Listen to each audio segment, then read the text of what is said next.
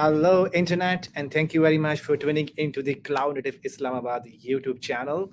And this is our continuous series on CK Certified Kubernetes Administrator Hands on Exam, a live coverage with curated exercises to help you boost your productivity when you actually sitting in the exam and solving question live there.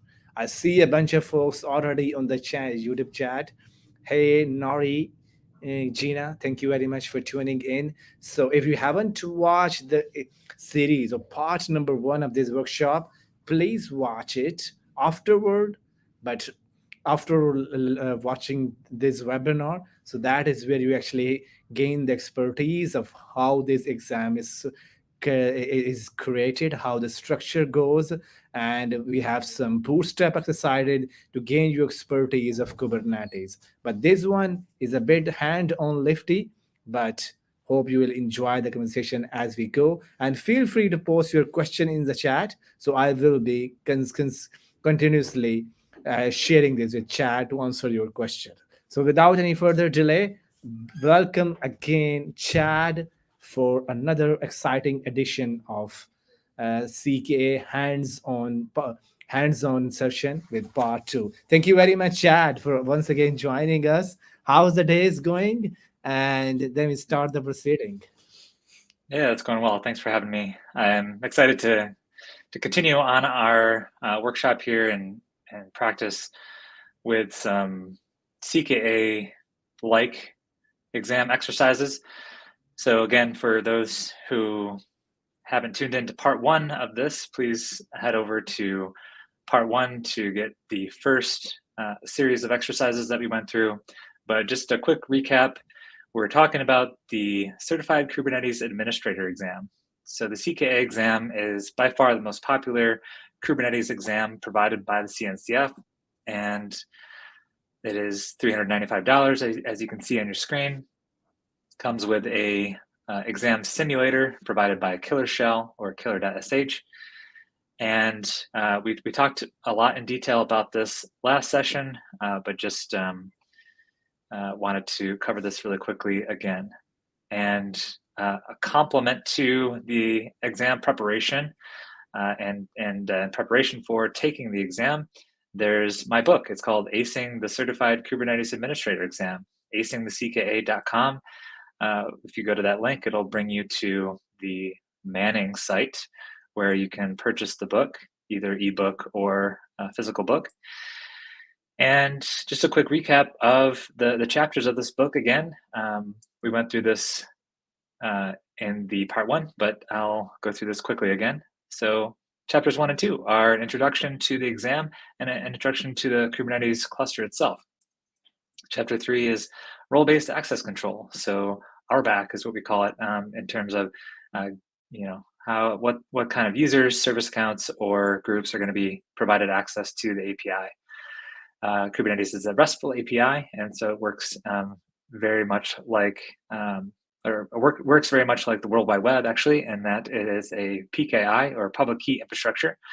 And so we have certificates, and Kubernetes cluster is the certificate authority for the authentication in the cluster. Chapter 4 is deploying apps to Kubernetes. So we get a chance to actually run applications on Kubernetes using deployments and pods and services. Chapter 5 is running apps in Kubernetes. So once you've deployed those apps, how do you run and maintain them?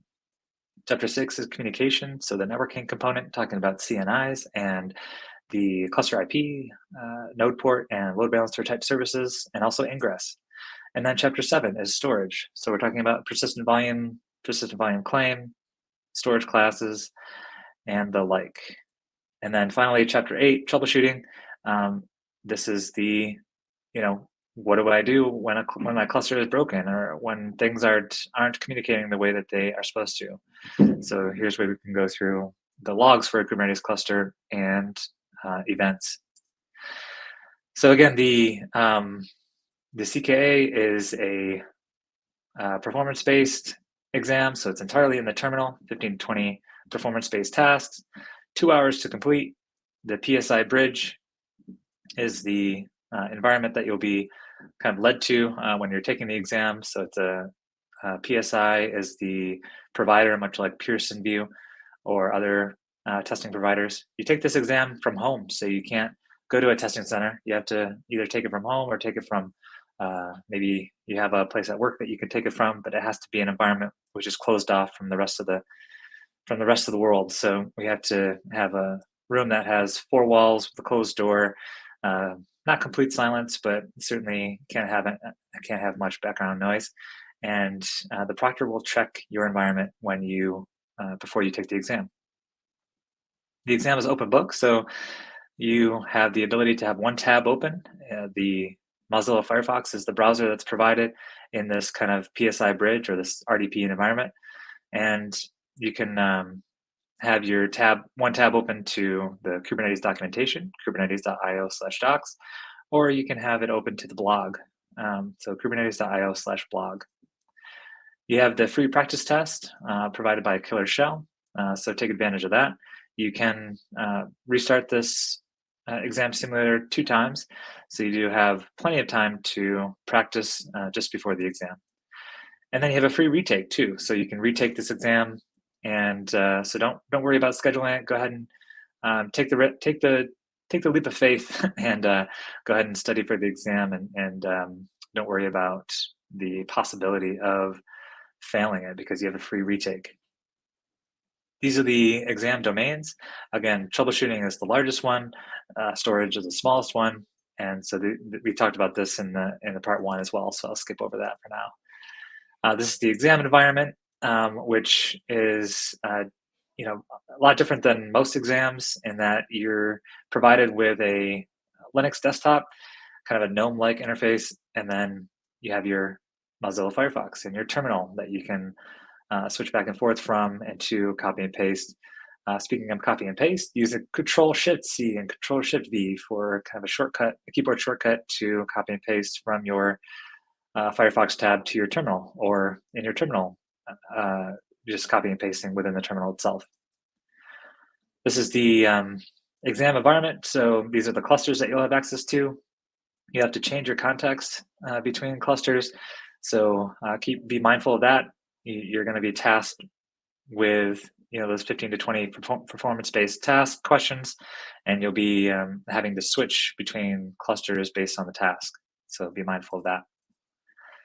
The exam tip there is always change your context before each and every task, no matter what, and they provide you the command to do so. So don't worry about memorizing the kubectl context commands. For the lab environment today, and also in part 1, we used and will continue to use killercoda.com. So killercoda is a free lab environment that's provided by the folks from Killer Shell, same as the practice simulator, exam simulator rather. And so you can use killercoda to just get a Kubernetes cluster up and running very quickly, and we can create these custom environments too. So you'll see we've created these custom lab environments that provide directions on the left-hand side and then your terminal on the right-hand side, much like you would on the exam, and then you can walk through those together. And that's what we'll do. So we already went through this in part 1, so I'll skip over the warm-up and the backing up of a Kubernetes cluster, and we'll skip straight to creating a new user. So in the upper left-hand corner there, my favorite show growing up was Fresh Prince of Bel-Air. So you have Carlton here doing his signature dance, the Carlton dance. And so we're going to create a new user called Carlton.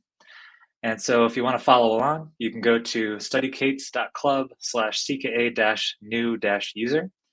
And so I'm going to do that so you can go through this together.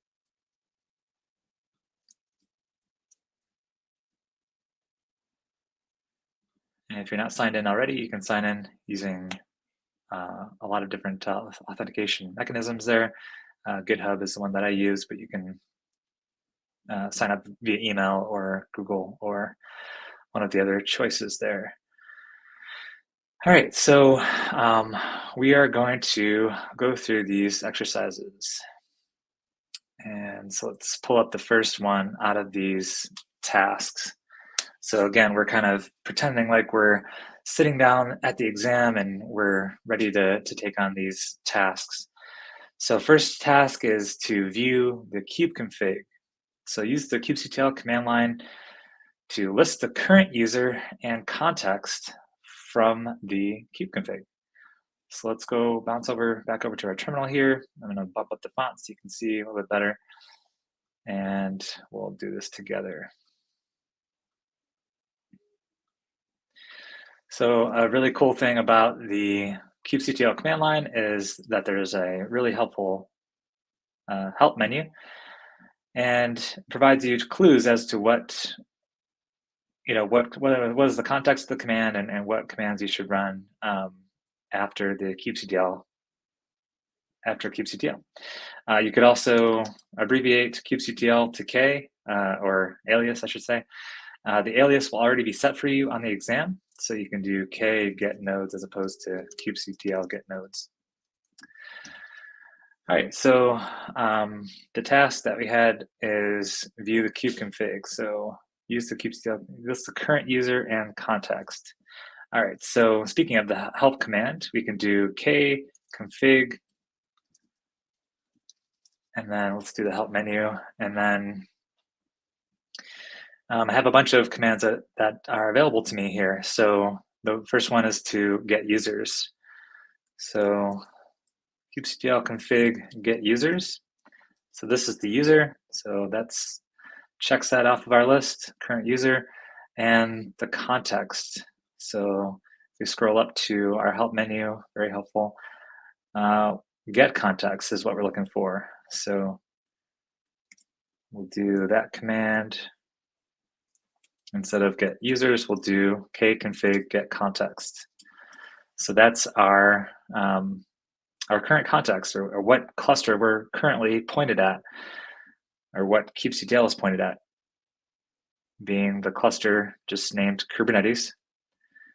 This is the name of the context, which is just how it's referred to as, and then the auth info. What user are we currently using to authenticate to the cluster? That being Kubernetes admin, which we found out up here from the get users command.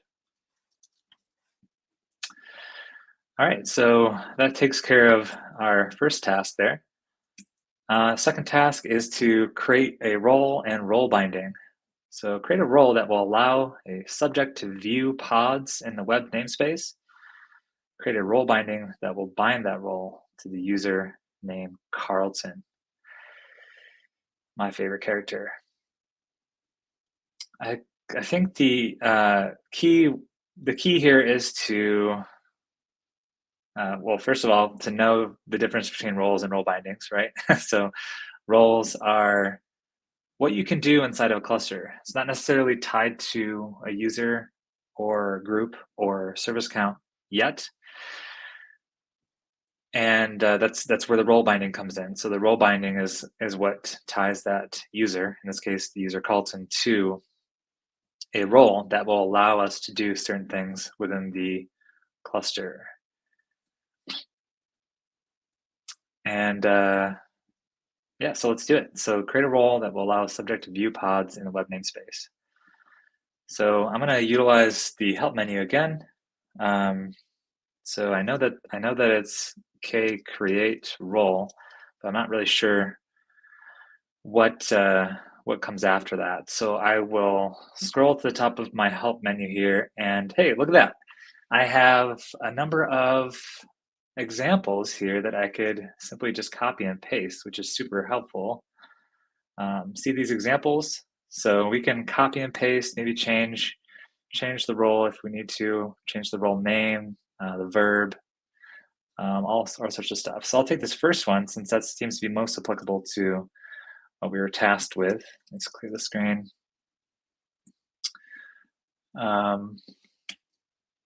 So sometimes you have to take the new line characters out. So let's try just copying this into paste and taking that new line out. And then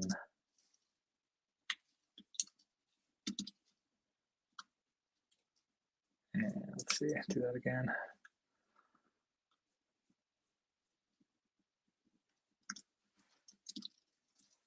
There we go, that looks better. All right, so we can paste that in on the exam, and in order to take those new lines out, I would just recommend zooming out on the screen so it all appears on one line on the screen. So to prevent what I just had to do there. All right, so create a role that will allow the subject to view pods, allow a subject to view pods in the web namespace.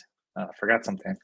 We got to create the web namespace, right? If we do get namespaces, we'll see we don't have a web namespace yet. So let's create ns for short, and then web.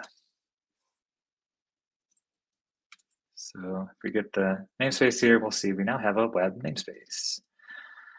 All right, so let's try to paste that in again, and then to make things easier in terms of where this role is created, we'll go and add that namespace in to the very beginning after the kubectl command.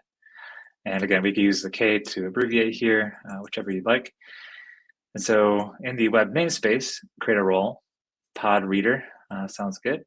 I don't think we had a name here that was called out in the task. Nope. So just view pods. So view pods. So we'll change this verb to, well, get and list technically are a type of response, or to view the pods, you have to list them, and you list them by running the kubectl get command as well. So get and list, and then resource pods. All right, so now that we have our role created in the web namespace, let's just verify that it's been created. There we go, pod reader. And by the way, on the left-hand side here, we have some helpful commands as well. We can also do the command like this, and you see this in the examples too, right? But we can also, instead of doing --verb like we did above here, we can also do just --verb equals and then get comma list. So either one is fine, but we have some helpful commands that you can just copy and paste from the left-hand side here. That's why I included the special link to the this particular lab environment in ColorCoda versus just using the vanilla playground environment.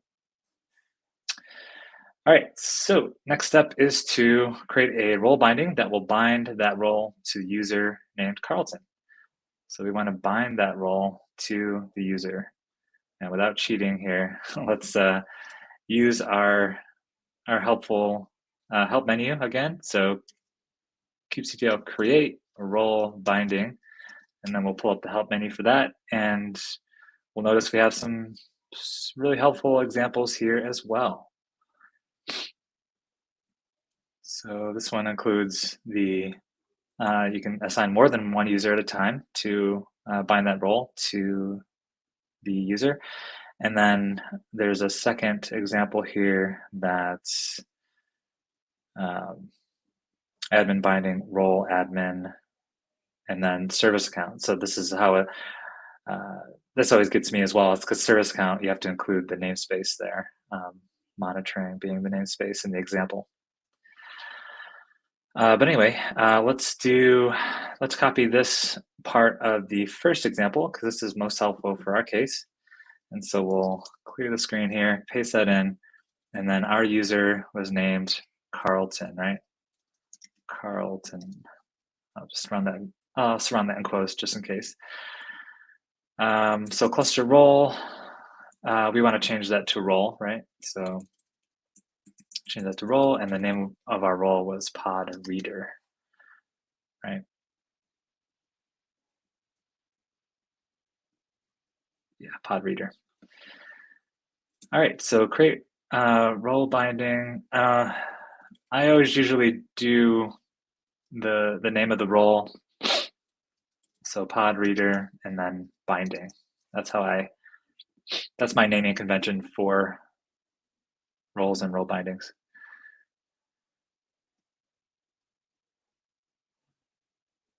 All right.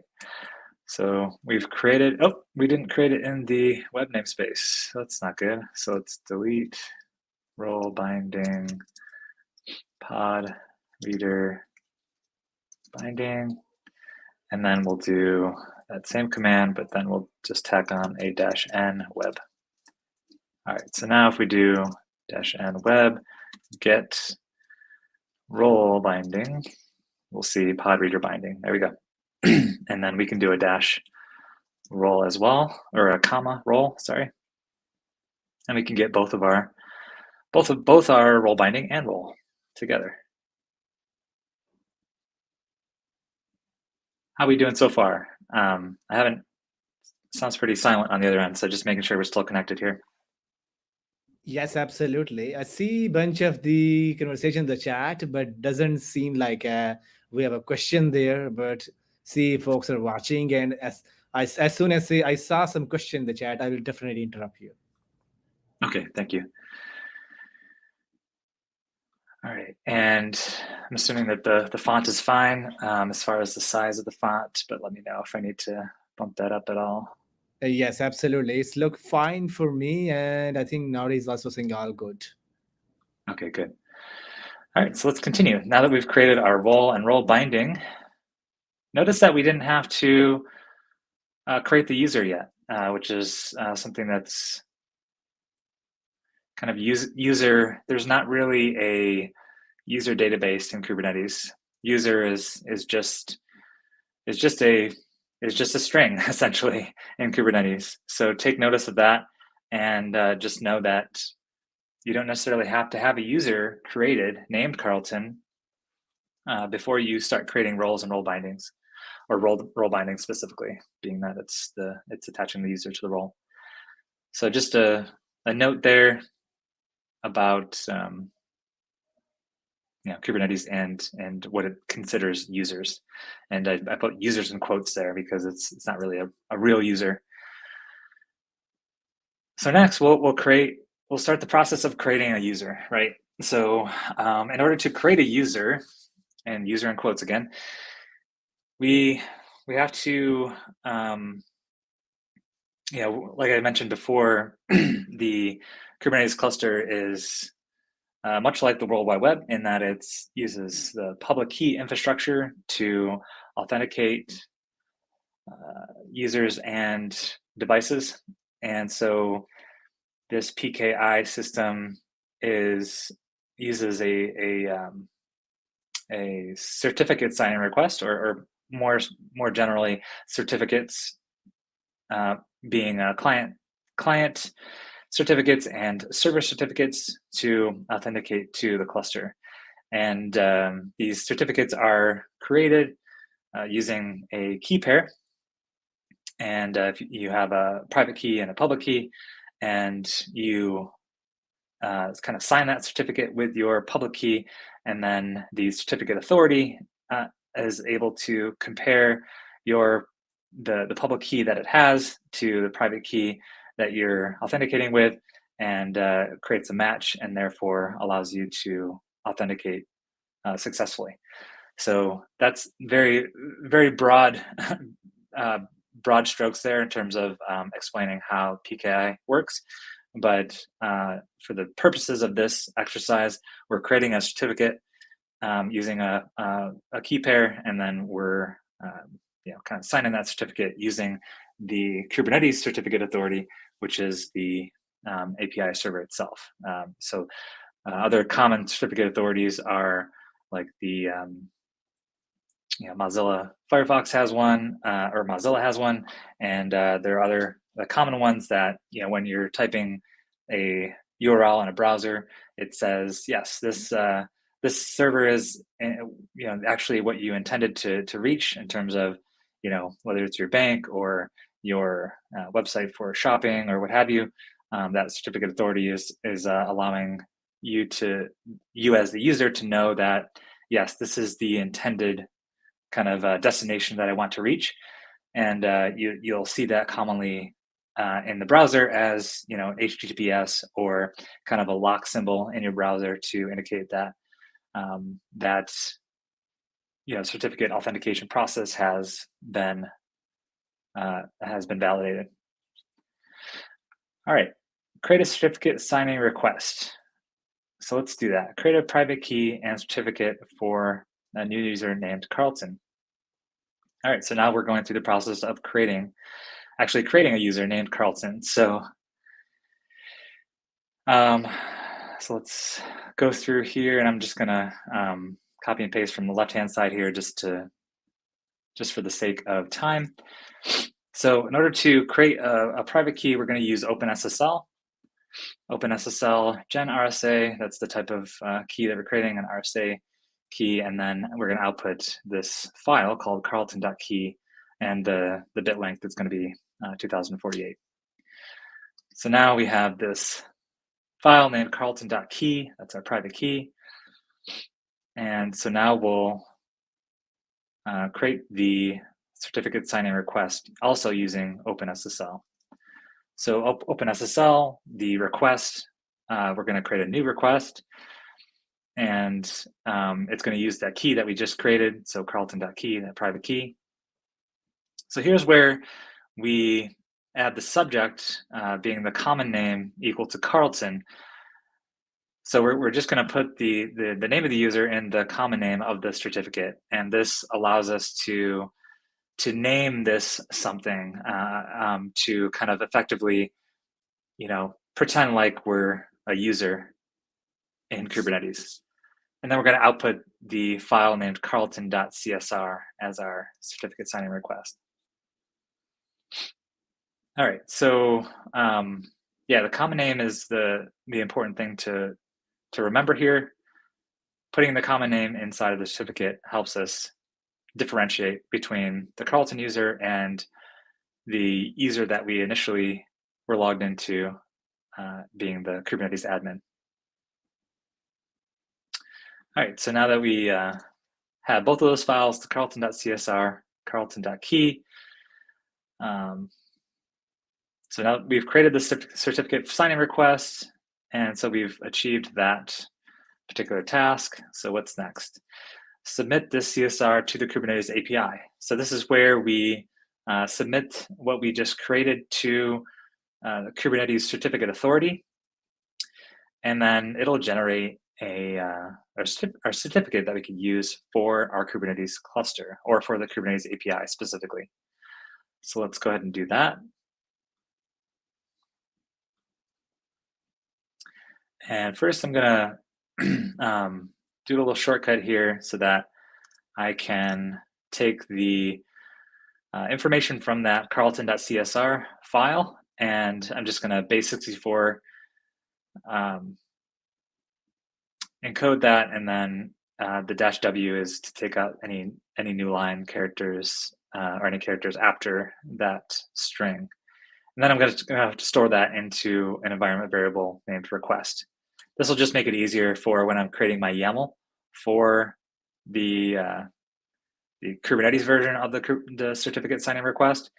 So I can just input the that environment variable, as opposed to having to type all that out. It'll be more aesthetically pleasing as well. So I'll go ahead and do that now that I have that environment variable stored. And this is what the YAML looks like for our certificate signing request. So we're going to name it Carlton. The groups that I want it associated with inside of Kubernetes are system authenticated. The request is that base64 encoded string from our initial carlton.csr file, and then the signer name, and then usages client off. So that'll go ahead and create that certificate signing request. So we can do k-get csr and see that there it is. And the condition, if we see, it's the rightmost column, but it's been appended to the next line here. But the condition is, let me just zoom out for a second just to make that more aesthetically pleasing. one more. All right, the condition is pending, as you can see. So not only do we have to create the CSR and the CSR resource in Kubernetes, but we also have to kind of go through the process of getting that approved, which is the one that you see here, the one that was already there for the kubelet, which was approved prior. So this kind of serving as many roles inside of Kubernetes in terms of, we created the certificate. Maybe we're wearing our developer hat and kind of requesting that to be approved by, our security office or our security officer. All right, so I think we've fulfilled that part of it. Let's go back to our slides. Whoops. All right, so submit CSR to Kubernetes API. We haven't approved it yet. So now that we've created it, we have to approve it. So again, putting on our kind of security department hat, we can go ahead and approve it. And it's pretty easy to do so. We just do certificate approve, and then the name of the certificate. So if you can see that, I'll zoom in again so we can see better. So kubectl certificate approved Carlton, which was the name of the certificate from here. All right. Now that we've approved this CSR, we can start the process of assuming that new user. We can add the Carlton user to our kube config and set our context so that we assume the role of Carlton. So right now, we're still Kubernetes admin. We can go ahead and switch our role to Carlton to assume that user. So let's go ahead and do that. And if we do get CSR, we'll see that the condition is approved now.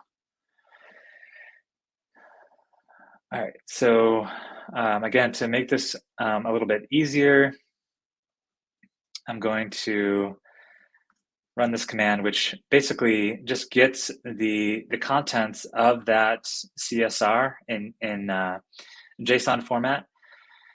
And I'm going to output that. I'm going to output just a part of that to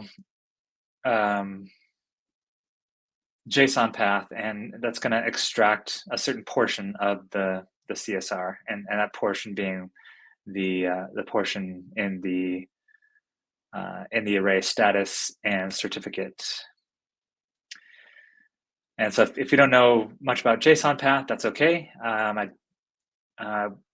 I wouldn't worry about it for the exam, but just know that you can use JSON path to kind of extract certain elements of resources in Kubernetes. And there's this fantastic kubectl cheat sheet here that can help you with that, just in the documentation. And you can have this open during the exam, by the way. So if you're really so being that this is in documentation, technically you can have this open during the exam.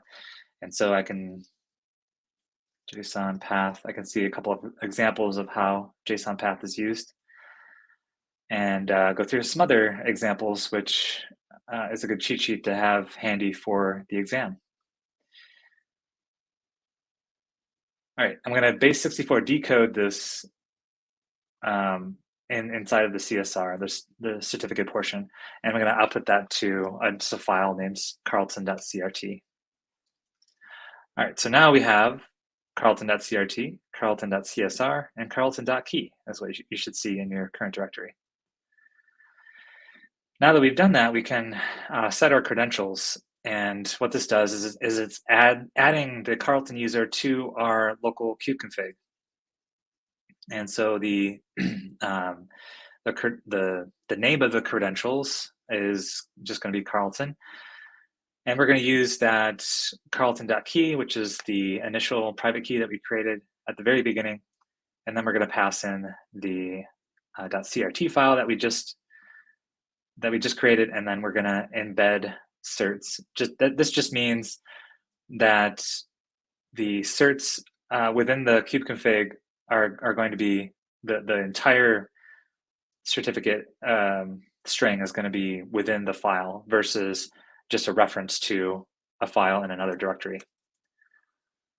So we can do that to now set our user, and now we can see if we do kconfig view, we'll see that we have Carlton added to our local kubeconfig, which if you don't know already, the kubeconfig is what the kubectl is using to authenticate to the cluster.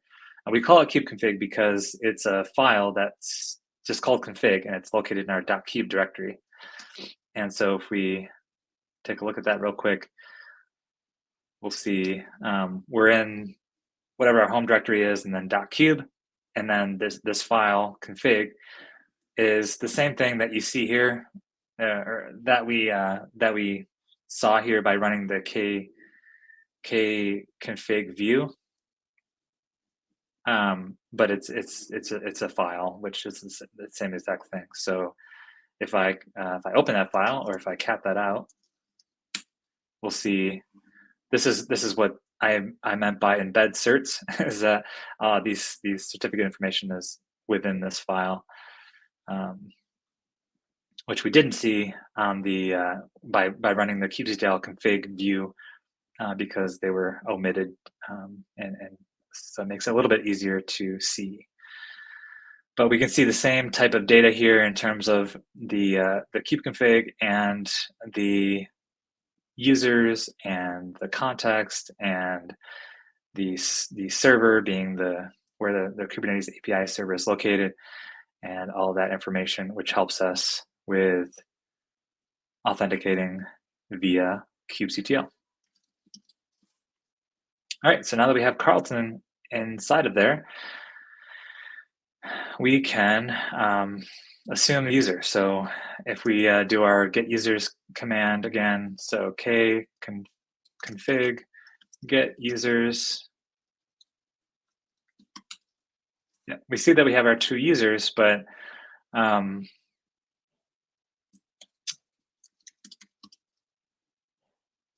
we see that we're still, our auth info is still Kubernetes admin, so we're still kind of logged in as, I shouldn't say that. We're still kind of using that as a reference from our kubeconfig to authenticate to the cluster. So let's go ahead and change that. And we can do that by performing the kubectl config set context command. And the name of the context is Carlton. From the list of users up here, we're going to select Carlton. User Carlton, and then cluster equals Kubernetes, because that's the name of our cluster. We still want the same cluster, just a different user. All right, so now if we get context again, we'll see that has been added to our context. So set context. Now, because see this little star here under the current column, it's a star, or it just means that which context we're looking at right now. So we're looking at this context, but now we want to switch so that the star is in the Carlton row as opposed to in the Kubernetes admin row. So now we can do the use context command for that. So kconfig use context and then Carlton. Now we see that the star is changed to the Carlton row. And so that's how you know that we're assuming the Carlton user now as opposed to the Kubernetes admin user. So now we can, after all that, we can see if the pod reader role has effectively been applied to this user. And so we'll do k-n web for the web namespace, get pods. And there are no pods in there, but so let's see. So yeah, if there were pods, I forgot to create a pod. That would have been helpful. But if we weren't authenticated, we would get a message like, the current user isn't able to. So let's do that real quick. So if we switch back over. Sorry to interrupt, Chad. There's a question in the comment.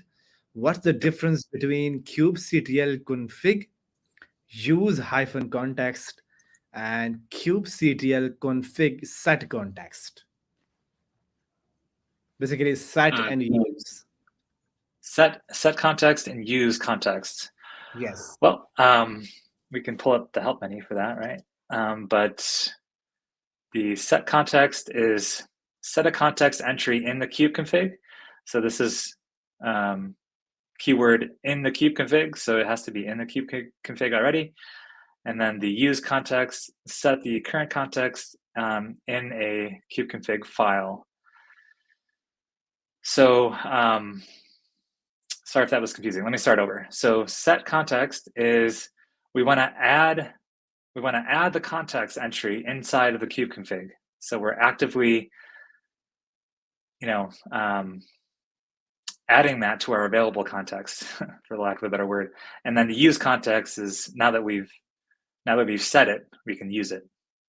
So just remember that set and then use. The other way around will not work. Yes, and in exam, which one we have to use? So Yeah, for the exam, you'll get this command at the beginning of each task, and so you can just copy and paste. But the one that you'll use is the use context command, because the kube config will already be set. So the one that you'll be using to switch from cluster to cluster will be the use context command.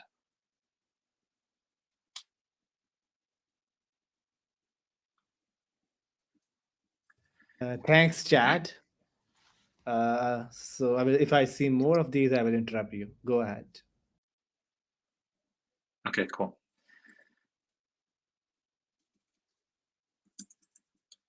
All right, so I'm just going to create a pod real quick so we can finish that example. Get context, use context, Kubernetes dash admin at. Okay, and then we can, in the web namespace, let's just create a pod real quick, run nginx image nginx k web get pods. So now we have a pod created, we can actually switch back over to the Carlton user and see that pod.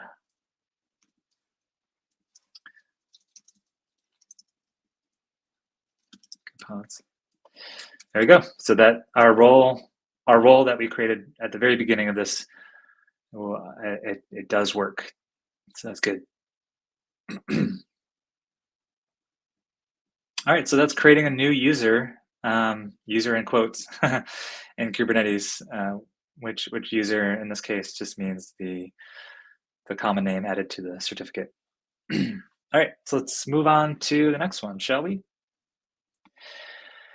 This is a very important thing to know for the exam, is upgrading Kubernetes. And by upgrading Kubernetes, just mean upgrading the control plate components, so the API server, controller manager, scheduler, etcd, core DNS, and then also optionally upgrading kubectl and kubeadm themselves, which we'll get to in a second. So we can go to this link here, so studykates.club/cka-upgrade-k8s. And sorry, I forgot to mention that if you'd like the answers for our previous exercise, you can just go to the lab environment, which had the answers on the left-hand side there, or you can just go to studycase.club/cka-new-user-answers, and you can get the commands that we just ran for the creating the new user exercise. All right, so let's do this. Let's go over here to this lab environment. Oops, that's not right. So studykates.club and then CKA upgrade Kates.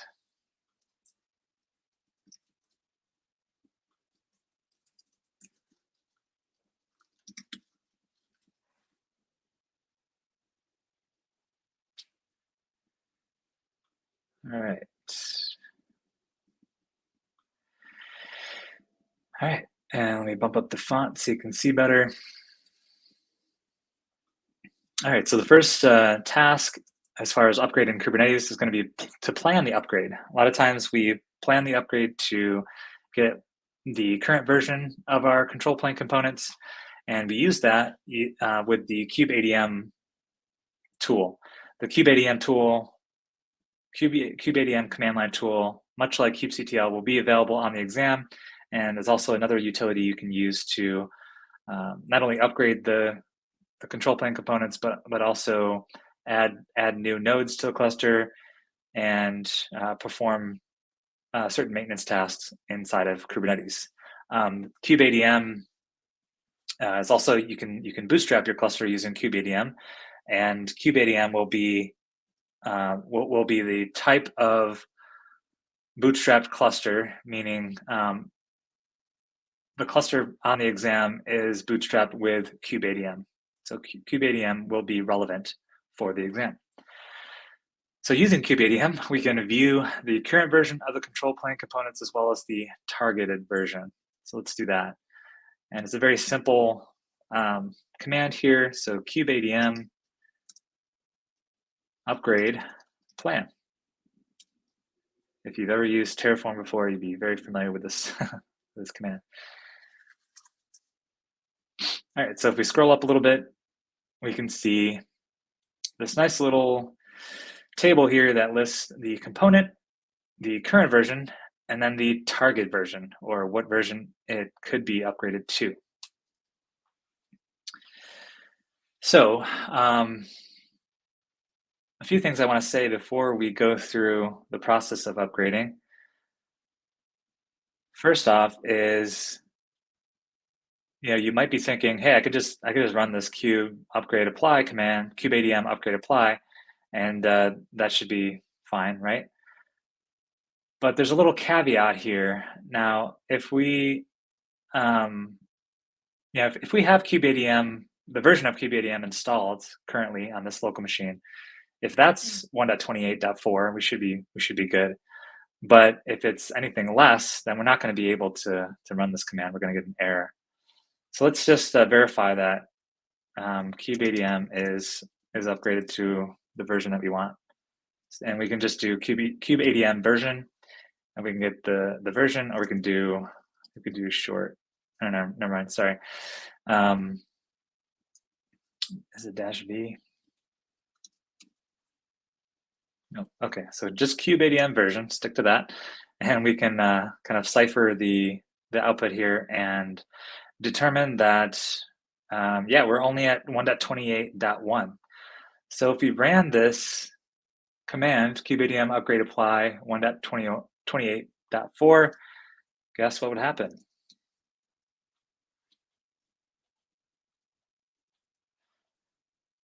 Boom, got an error message. Specified version to upgrade 1.28.4 is higher than the kubeadm version 1.28.1.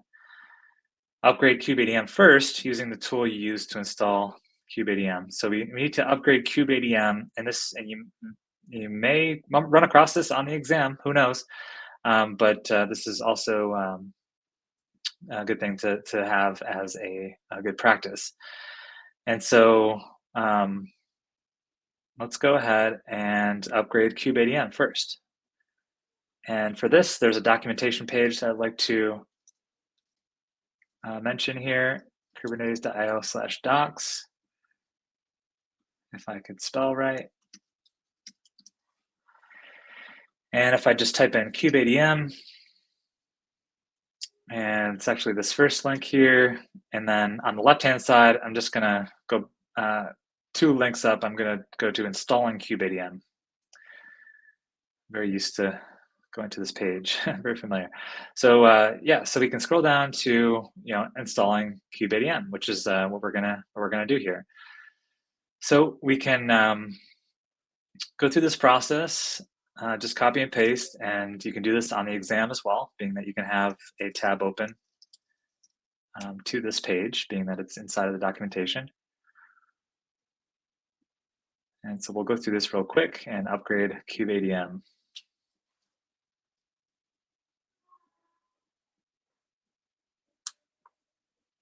So we'll just add the GPG keys first so that we can pull this down to our local repository so that we could ultimately use the package manager to install kubeadm as opposed to having to unroll it or anything. Oops, clear. So now we've added our GPG keys, or we've downloaded these tools such as CA certificates, curl, and GPG so that we can next get our GPG keys. So it's getting ahead of myself, so apologies. All right, so this is I think it's just with this environment, but doesn't have the key rings directory. So let's just create that real quick. And let's try that command again. There we go. So just a little caveat about the killer coda environment. It doesn't have the etc apt key rings directory, so you just have to create that before adding the GPG file in there. And so we can continue down the list here and echo this into our sources to be able to pull that down to our local repository. And this is just basic Linux stuff, but you can also refer back to this page if you get stuck.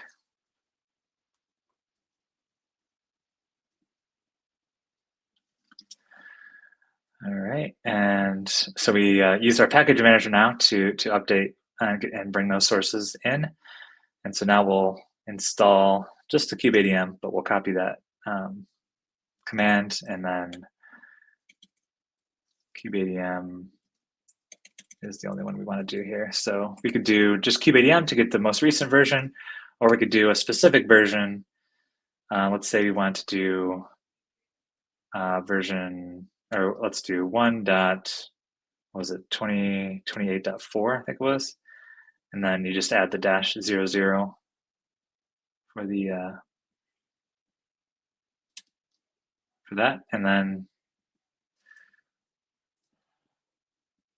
it must be the wrong version. So let's just do kubeadm and see how that goes. So 1.28.4-1.1. That was, I just did 00. I should have done 1.1. My bad.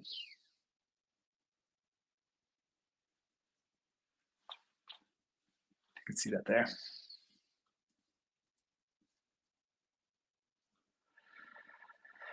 Okay, so this is a good page to remember for documentation. You can have it open during the exam, so that's always helpful. So you don't have to memorize these commands. And then we'll get kubeadm upgraded here. All right.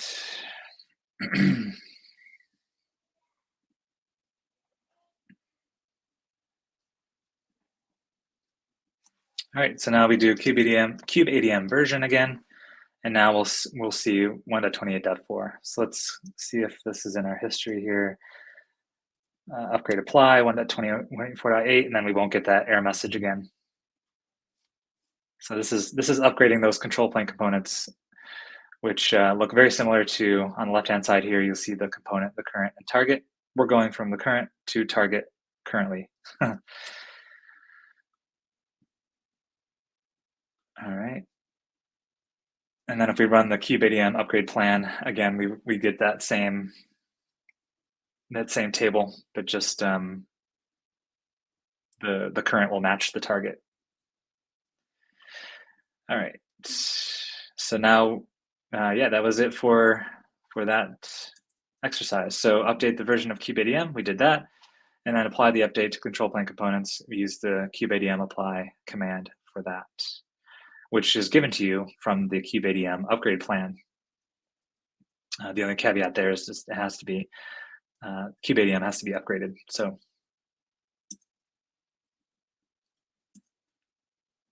all right, so last but not least, the last exercise, we'll try to fit this in the remaining time here. So let's go super fast, and let's go to studykates.club/cka-logging, and we'll get to know a little bit about logging.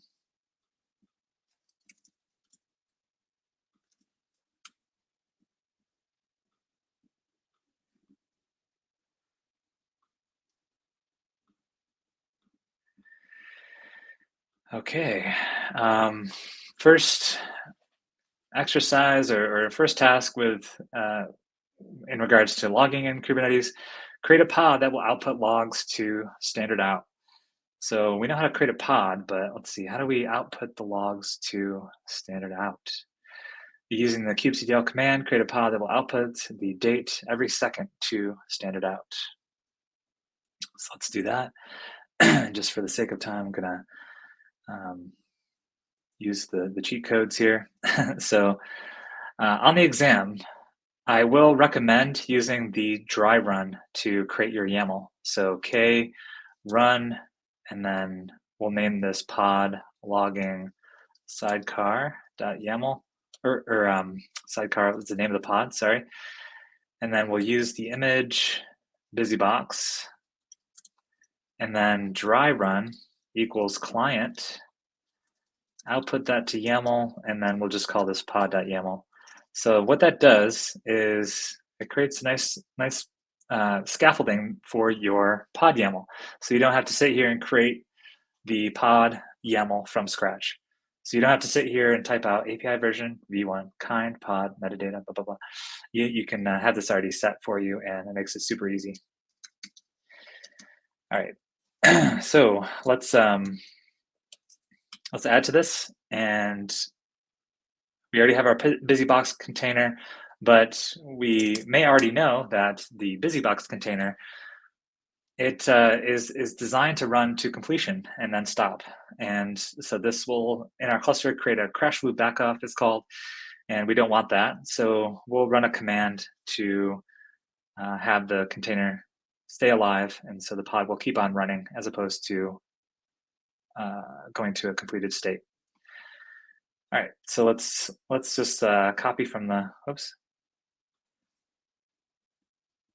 All right, so let's back out of here for a second, and I'm just gonna create that file, and this is the file that we're looking for. So pod logging sidecar.yaml, pod logging sidecar. So pretend we copied and paste that in. If you wanted, if you know, on the exam, obviously you wouldn't have that ability to copy and paste, but you can copy and paste from the documentation. So kubernetes.io/docs. And what I would go to for this one is, let's do volumes and configure a pod to use persistent volumes. I'd scroll down, and here are a couple examples. So I'll just search for kind, colon, and then pod. And so I can use this example to copy and paste in my terminal on the exam. All right, so let's quit out of there. And so now that we have this pod YAML created, we can just do k apply or k create -f pod logging sidecar.yaml. Yep. Pod logging sidecar.yaml. And then now we have a pod that has two containers in the same pod. Imagine that. So now we can, let's output the logs. So k logs and the name of the pod logging sidecar. I'm just using tab completion here to tab complete the name. Sidecar is the name of the container within the pod, right? So I'm going to do -c after the kubectl logs command and get the output from just that container. And the other container was named main, so we can do, instead of sidecar, we can do main. There's no, let's see, there's just doing a while loop. We should get logs there, but I'm not sure why. Okay, they're actually, the logs are being picked up by the sidecar, so we're kind of dumping those to the sidecar container. So that's why we're not seeing any logs. If we want to do all containers, we can do all containers instead of the -c and see what both containers are logging. And by default, the containers in Kubernetes, they will output to standard out. So this is what we're seeing here. In addition to the kubectl logs command, you can locate these files, these log files in the var log containers directory. So if I do var, if I change directory to var log containers, we'll see we have a number of files here that pertain to each of the pods running on this control plane. Yeah, and we just have a single node cluster here, so we'll see all of them. So here are all the logs that you can tell as opposed to kubectl logs. So those are one and the same there. All right, so let's go back to our slides here. All right, create a pod with a sidecar. We've already done that. Create a deployment of MySQL. So create a deployment named MySQL using the image MySQL 8. Determine why it's not running and fix it. And that's our last exercise here. So we'll wrap it up after this. So I appreciate you hanging in there to the end. All right, so to quickly run this, we can do k create deploy, which creates a deployment. The name of the deployment is MySQL, and we're going to use the image MySQL 8. So if we do k get pods, because that was created in the default namespace, because we didn't specify a namespace, we can see the container is creating, but we can actually watch this if we want with a -w at the end of the get pod command. We'll see it'll eventually go into a crash loop back off.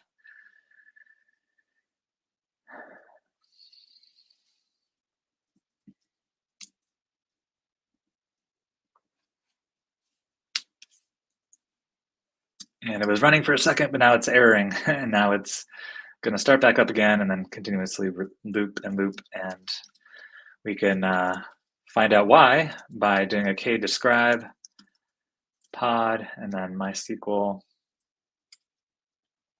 And yeah, so we get some information under the events at the very bottom of this output.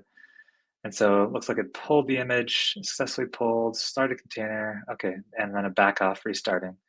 Failed container, MySQL in pod. Okay, so failed container, that's all we have from that. Maybe the logs will give us some better information. So k logs, MySQL. Oh, here we go.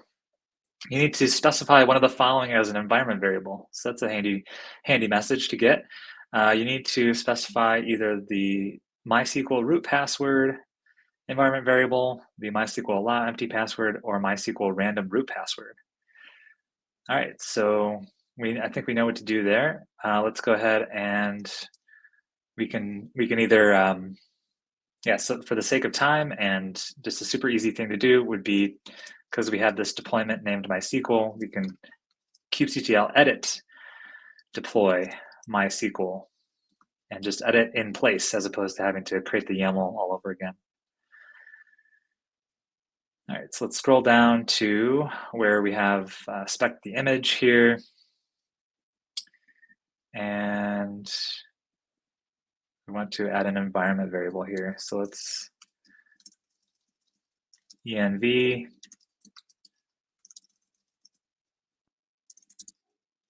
name MySQL is it I think it's MySQL password. We'll verify that in a second.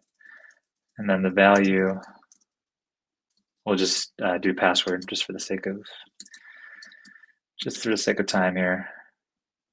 Oh, it was MySQL root password. I got that wrong on the left-hand side there. Let's try that again.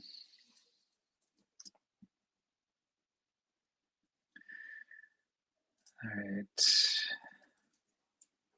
MySQL root password.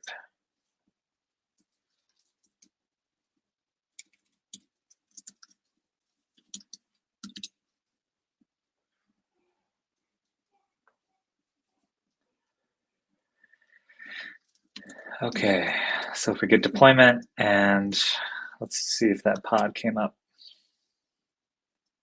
So we may have to delete that pod. So okay, delete pod MySQL. And then when we delete a pod from a deployment, the default nature of a deployment is to just spin up another pod. So that's what we'll see happening here eventually.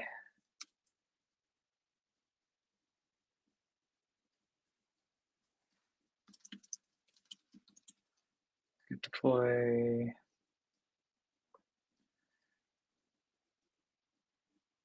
MySQL, and then get pods. There we go.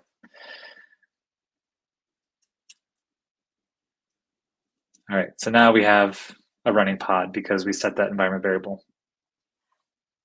So we did it. All right, so that's the end here. So I appreciate you hanging in there. Again, my name is Chad Kroll. I'm a CNCF ambassador, Kubernetes engineer, and coach. The coach part is this thing over here on the right, kubeskills.com. This is our community, about 400 people so far, and so we're all having fun learning containers and Kubernetes. And these are all my socials. So thanks again for hanging in there, and this was fun. Thank you, Chad. It's been a great exercise learning from you. Nari Gina is saying, can we able to replicate these scenarios that you just showed so far? Absolutely, yeah. You can replicate almost every one using the killer code environment. Let's see. Every single one that we went through in part 2, we can replicate. And just rewatch the video and just see where I've maybe added a shortcut where I extract the certificate out of the CSR or what have you, and just pay special attention to that. But besides that, yeah, you can absolutely recreate these. Absolutely. And another question, I think someone, when you're actually doing the exercise on the kubectl context and set context, so they have some question there, but is it a possibility when you create a Kubernetes namespace, is it they doing this, is they actually switching the context behind the scene when you actually updating the namespace in Kubernetes or deleting a namespace? So the context is for kubectl, and so the context refers to what do you want kubectl to point to? What Kubernetes API server do you want, or what what cluster do you want that to be pointed to? Do you want it on cluster A, cluster B? If you noticed at the very beginning, I listed all those clusters that will be available on the exam. So they're named iKates, eKates, vKates, and so on. And so the context command is not necessarily tied to a namespace. Okay, got it. And another final question before we wrapping up as well. So in a CKS exam, when we started in the Kubernetes, there's only two exams there, CKA and CKAD. When we initially came up, there is CKS portion that is curated with the full security aspect of it. But before that time, there's so much security stuff in it. So let's say if somebody wanted to grab CKA today, so regarding the portion of security, plus because some command associated with Linux as well. So how much of the knowledge a person has around security in Linux in general? Quite a bit. I think you have to learn how to harden images. You have to know about container scanning and a lot of security elements in the CKS exam. Also, a prerequisite to the CKS exam is the CKA and or CKAD. So if you want to take the CKS, you must have the CKA or CKAD in order to even schedule the exam. So, but yeah, the CKS is by far the hardest in terms of what the abilities that you'll have to have and what you'll be tested on the exam from a security standpoint. So yeah. Absolutely.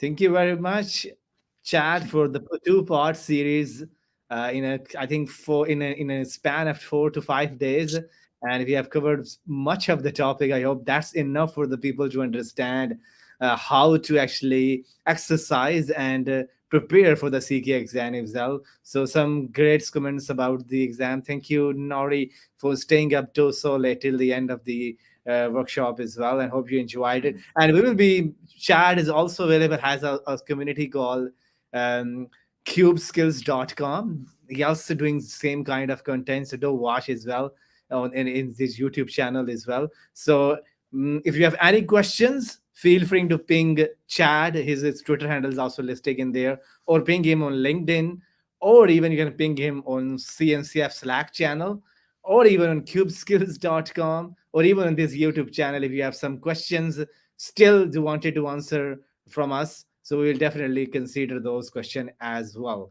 So thank you very much. It's been a pleasure working with you on these, I think, 3 hours, most probably, working with Mhm. you. I enjoyed a lot from your teaching style as well.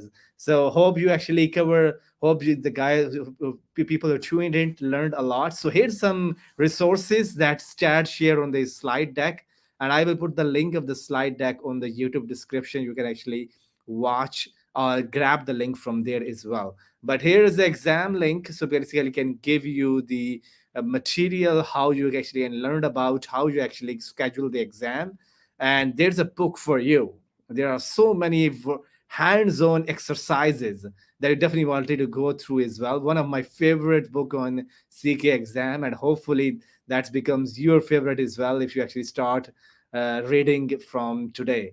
So some learning resources on GitHub, that basically a link to different hands-on and article about the content that is actually put forward in the exam. And then here's a CKA part two. You can actually go and explore, and you grab the YouTube link and watch it again. Here's some exercises for we actually covered today. Create and use config maps. Here's the exam guide. Here's a playground for logging in Kubernetes. This is a playground for update Kubernetes, create new user or groups, grab all the links from there, and back up Kubernetes cluster as well. So that's all we have for the today. And thank you very much for staying up too late for us today. And we will meet you again. And thanks for a wonderful conversation.